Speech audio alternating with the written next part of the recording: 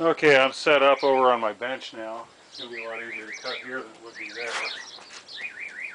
So, I'm going to make round cuts with my skill saw again.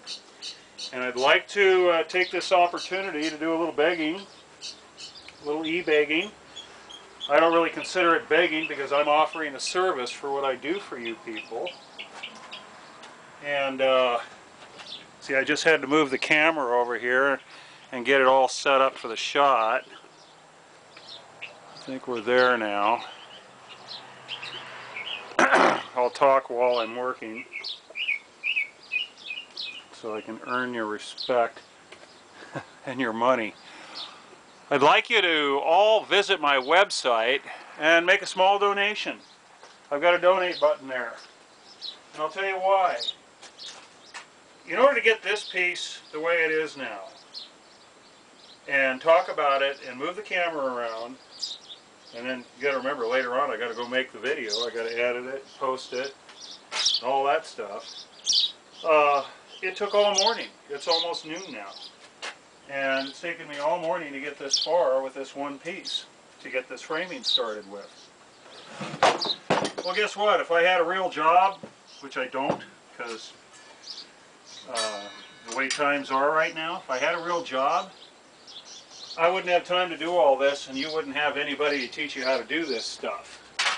Because working 40 hours a week and then coming home and working on a trailer, plus setting up all these video shots and doing the editing and everything, I just wouldn't have time to do it. So you'd have to rely on yourself or just go out and buy a trailer because it's already restored, because you would have nobody to teach you this.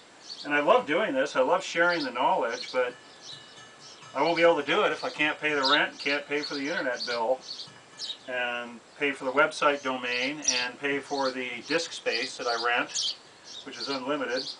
I pay a high price for it. Can't do all that stuff if I don't have any other means of an income. So I'd like all of you who are taking advantage of all this to go to my website now, CanHamTrailers.com, and make a small donation. What's 20 bucks? What's 50 bucks? What's 50 bucks in today's economy? It's not even a half a tank of gas for me. It's $140 for a tank of gas for me, because I'm not going to drive around in one of those little cars. I need my van to get materials and stuff. You can't put these kind of materials in a little dinky 40 mile per gallon car. So if you think I've saved you a little time, saved you a little money by showing you how to do this, why don't you go ahead and go make a donation over there, and then that way I'll be able to keep doing it for you, because I really, you know, not really getting the donations that I'd like to get out of the website in order to, I'm barely able to pay for the website itself with the money I've been taking in. So I got to tell you, I get 10, 15 emails every single day asking me questions. How do I do this? How do I do that? And half of those questions, actually 3/4 of them, could be answered if you just went there and watched the videos. People see one video and then they think I'm an answer man, and they want to come ask me all these questions because maybe they're too lazy to watch all the videos. I don't know. But at any rate, you know, I'll quit blabbering here in a second and get to cutting.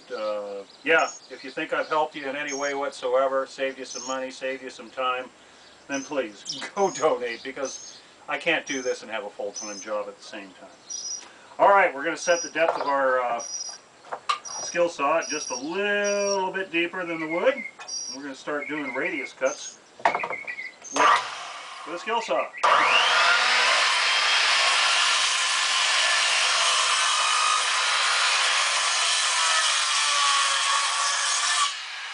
Now, of course, you can't cut the radius in this thick of wood with a skill saw, but I can get it pretty darn close and then sand it down.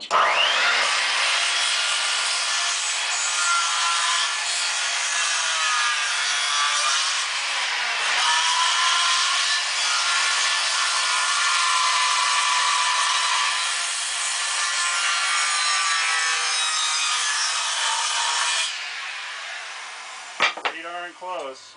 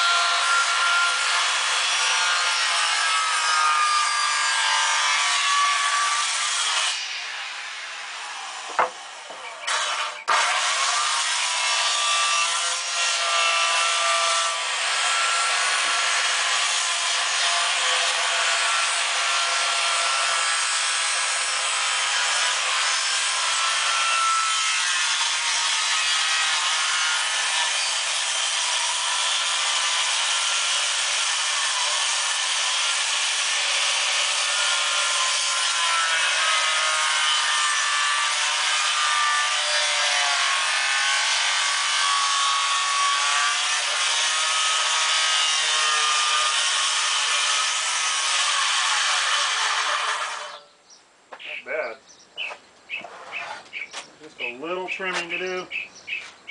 Because remember, we want to take that line off.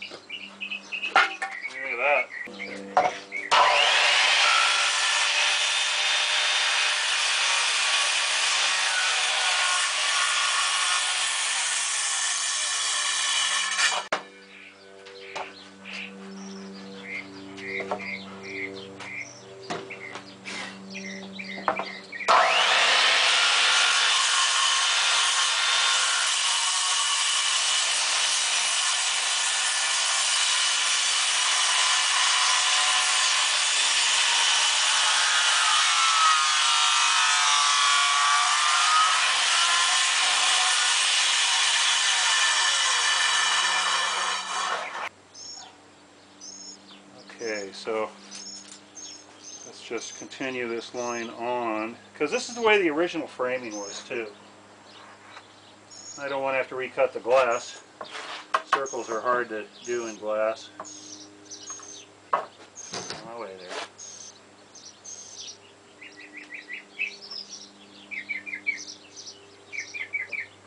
Yeah, this is the way it goes. Like that. It's really starting to warm up. It's only supposed to be 92 today, but still, that's pretty warm.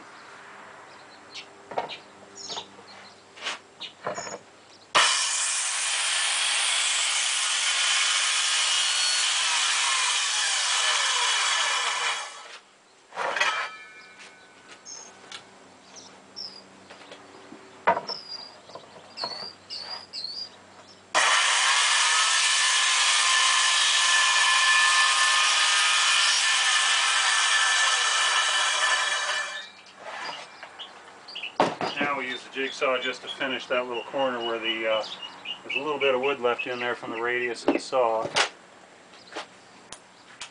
Plug it in. Oops. Confused here.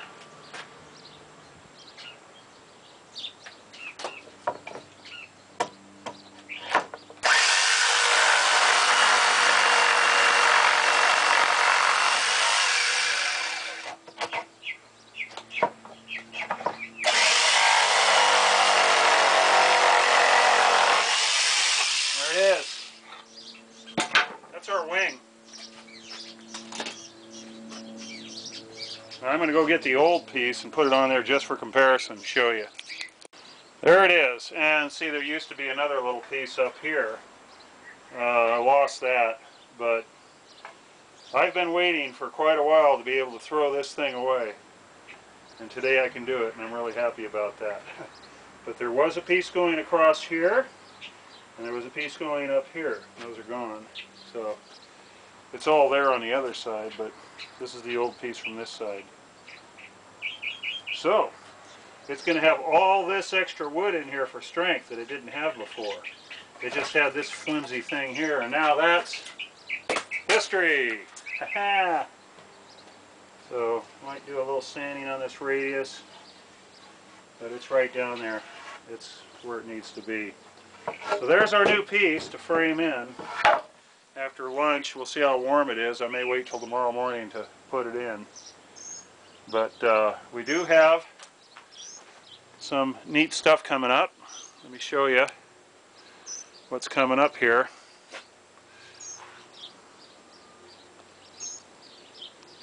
Hope that's got me in the frame.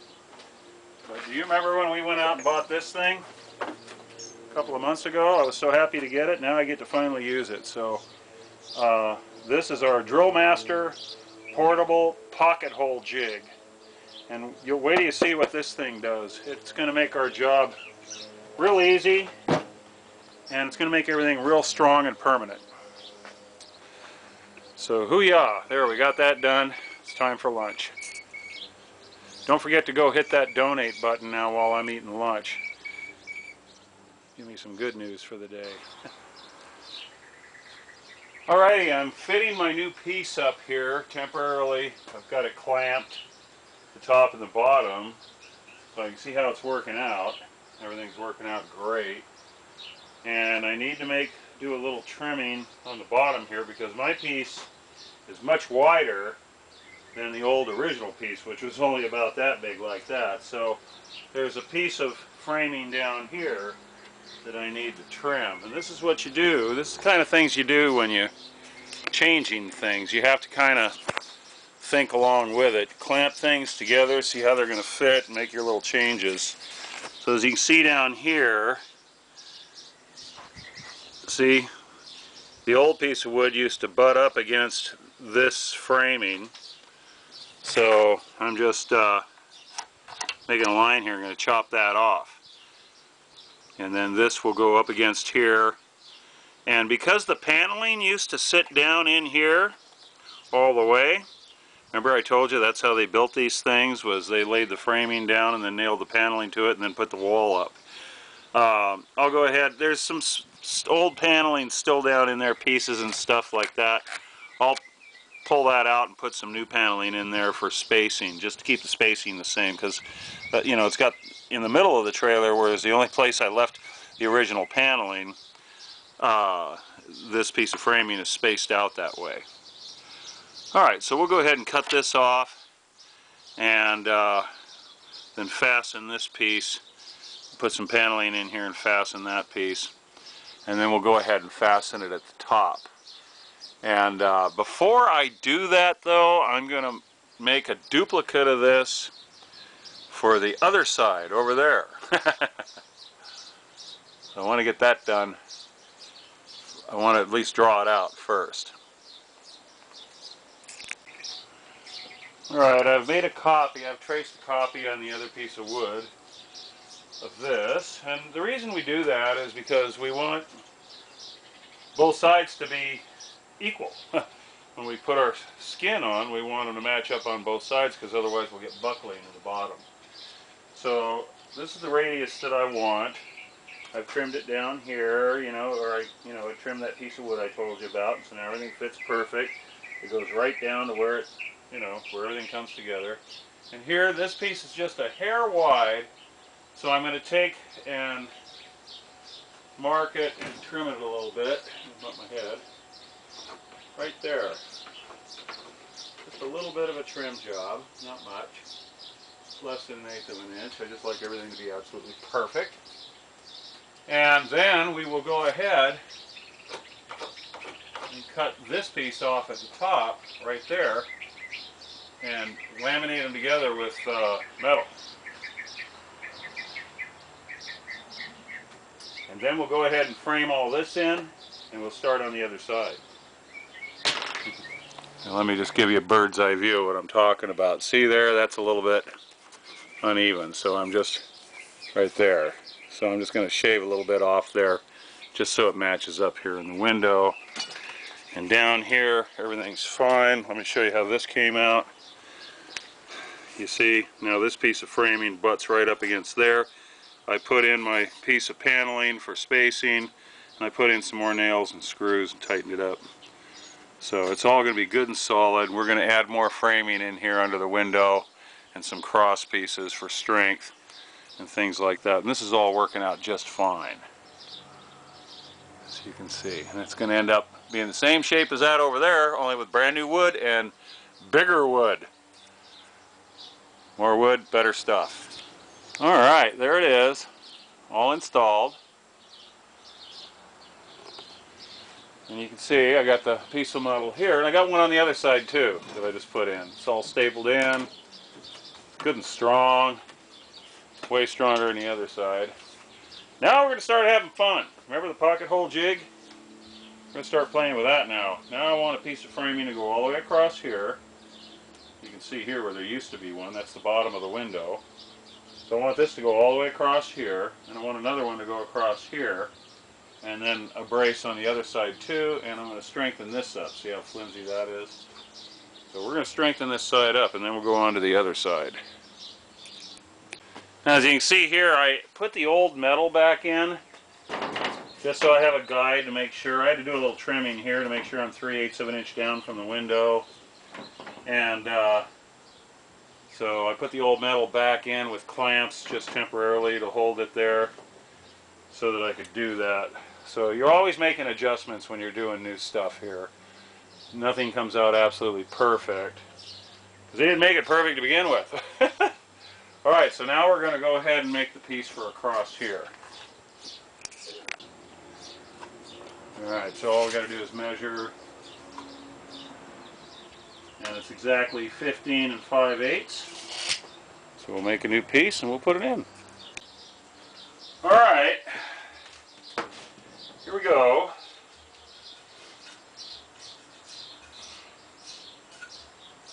We're going to go like this. There's our piece of wood. Goes in there. But how are we going to fasten it? Now you've seen me use the metal to fasten these with, but I want to use the pocket hole jig when I can.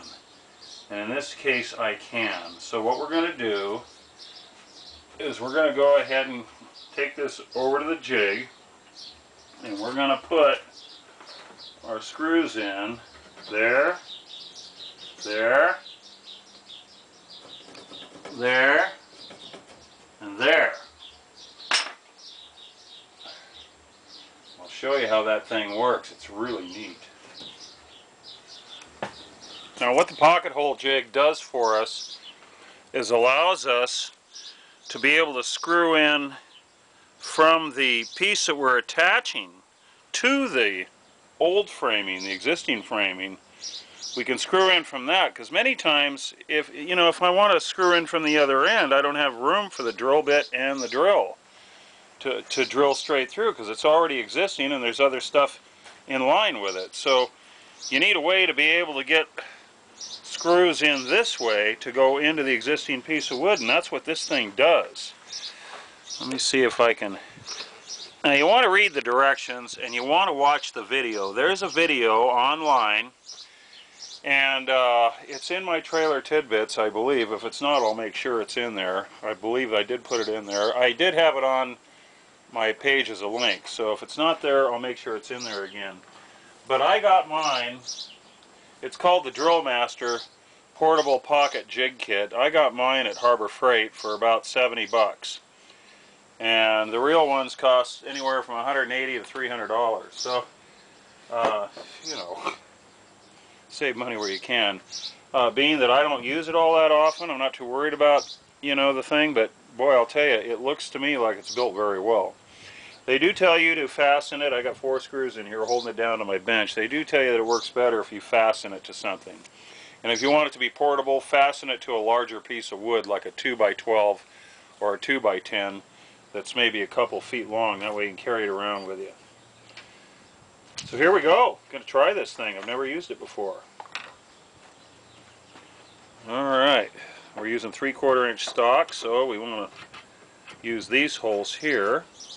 And you start up here and just start drilling slowly in there.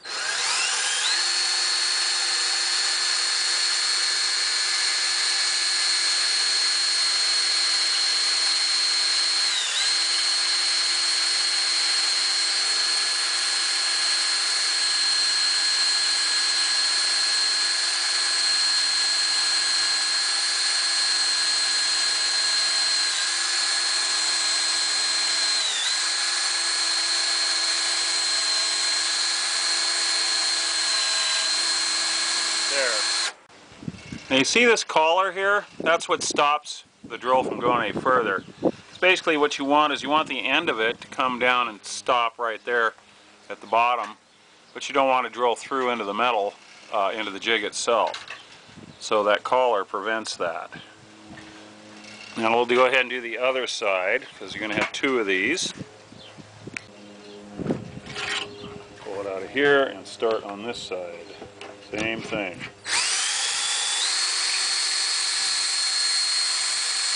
You don't push hard, you just kind of let the weight of the drill and you go slowly. Let the weight of the drill do it. Give it a little nudge if you're going through a knot like we are here.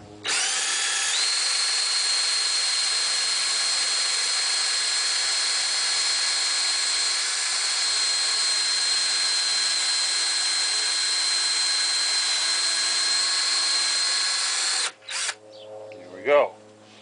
I'll show you what we end up with here. Oops. Sorry about that. It's always so much fun doing this camera work when I'm doing things. There, see what we have here now?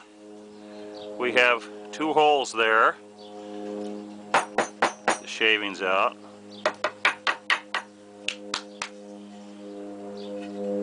And those are shaped the same as the screws, which it comes with.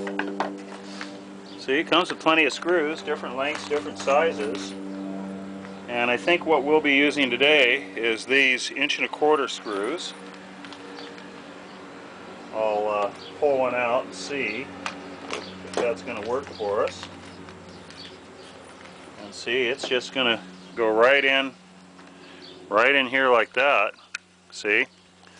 And yeah, and it comes out there and goes right into the wood, the other wood. So could probably actually do it with even shorter ones. But I'll go with these because the next shortest size is, oh no, I can go with the shorter ones. Okay, I think I'll do that. Don't need all that screw in there, so I'll use a couple of these. Now I got to do the other end first, and then we'll take you over and I'll install it. And that's how you use the pocket hole jig. So now we want to go ahead and put the other end in and do the same thing. Line that up, clamp that. Let me make sure here I got good viewage for you.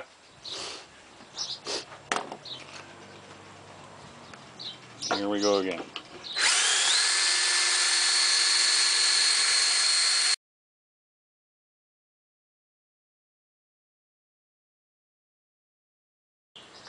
Alright, I got a fly that's driving me crazy.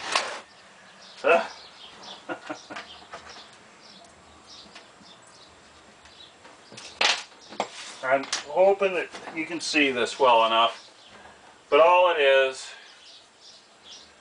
nothing to it. That goes there. You can see our pocket holes. Put a screw in each one. Put a screw in there. There's already a hole drilled. This fly is driving me crazy.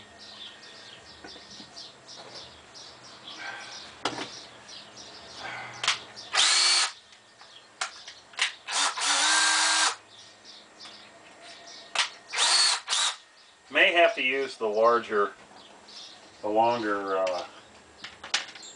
bit on this. I don't know. I think so. Let me get the longer one.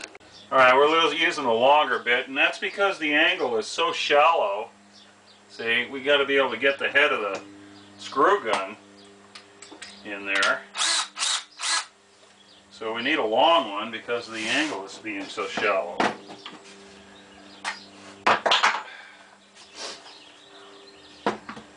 So we're going to line this up where it goes, right there. Let's begin. I'm going to double check, make sure this thing's running. Yes, it is. Okay. So here we go. Make sure everything's flush and where it's supposed to be.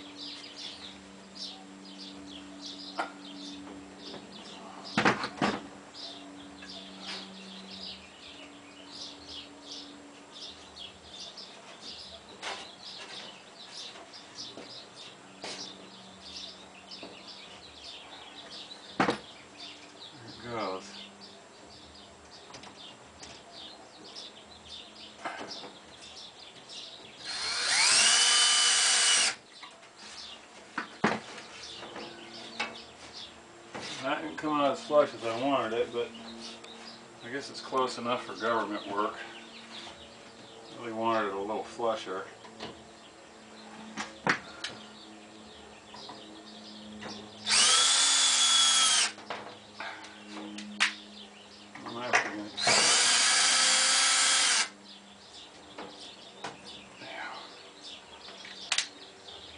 Leave that screw out for a minute while I put these in.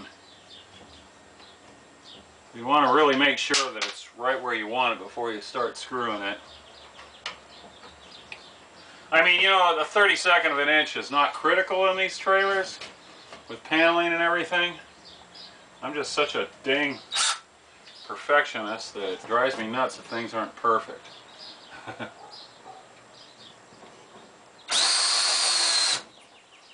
Oh, that works so good. God, I like that.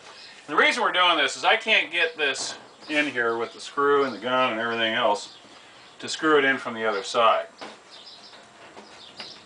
So this works out great. Put this one in there. Square it up. There. This one I'm gonna drive again. There it is. It's a little off, but you can notice it, and it's all gonna be covered with paneling. So look at that, nice and strong. Nice and strong. And we've got our reveal that we wanted around the window. This is the old piece of metal, remember? And I'm going to pull that off and put the new metal on after all the framing's done. And we'll get to that in another part of the series. So I'm really happy with this pilot hole or pocket hole jig. It works really well, and that is the very first time that I've ever used one since my finish carpentry days way back when I used to work in a cabinet shop and also did door installation and stuff like that. That's the last time I ever used one of these, and we had a great big one that rolled around and stuff. So I really like the way this thing works. It's neat.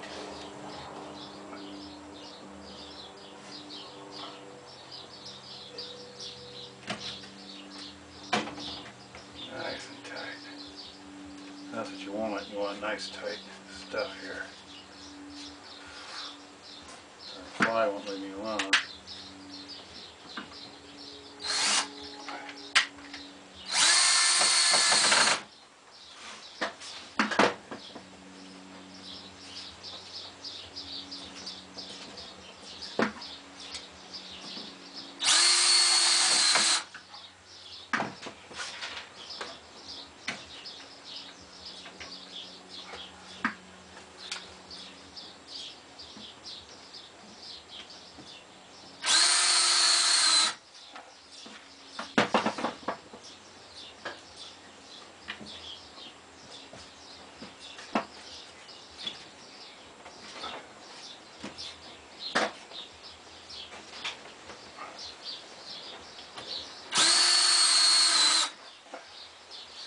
Look at that.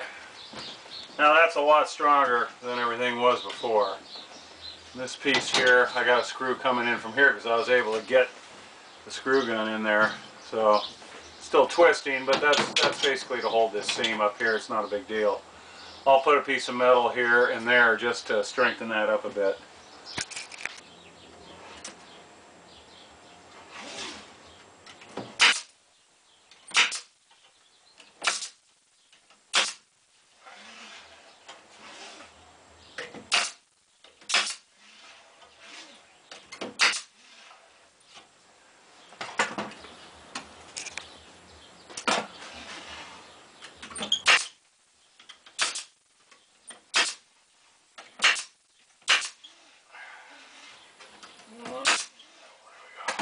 There, now that's a lot stronger too. Alright, there's that side all finished. You can see all the pocket holes. God, I love that tool. And I did a lot of refastening on the bottom on this side. Tightened everything up, put new screws in it. All that. This thing is strong. And as you can see, I've got the other side finished too. That went like a breeze this morning. So that took about half a day to get that all done. I already had the piece cut, as you know, over there. There's a good shot of the pilot holes. I mean the pocket holes. I keep calling them pilot holes. And for added detail, I screwed the bottom end just right into the frame there like that. Same with these uprights all the way across.